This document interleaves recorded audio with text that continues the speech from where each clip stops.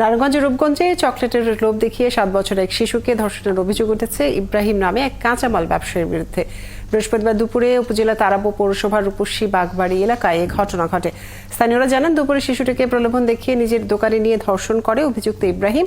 এ সময় এক নারী ঘটনাটি দেখে স্থানীয়দের খবর দেন। পরে রাতে স্থানীয় প্রভাবশালী একটি পক্ষ শিশুটির বাবা মাকে হুমকি ধামকি ও 5,000 টাকা দিয়ে বিষয়টি ধামাচাপা দেওয়ার চেষ্টা চালালে এলাকাবাসী অভিযুক্তের বাড়ির সামনে বিক্ষোভ শুরু করে। খবর পেয়ে পুলিশ আসলেও পালিয়ে যায় ইব্রাহিম। পরে শিশুটিকে উদ্ধার করে ঢাকা মেডিকেল কলেজ হাসপাতালে ভর্তি করা হয়।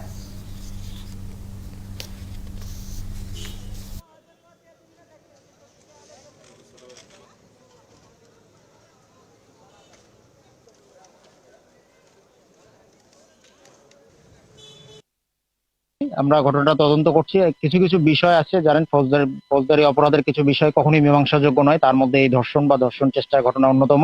যারা এই মীমাংসার চেষ্টা করেছে, আমি মনে করি তারাও এই ঘটনায় সমানভাবে অপরাধী। বাহ্যিকভাবে শিশুটি এখন সুস্থ রয়েছে, বাট ডক্টর যেটি বলেছেন যে তারা টেস্ট করার পরে মূলত বুঝতে পারবেন আসলে কতটুকু ক্ষতি হয়েছে।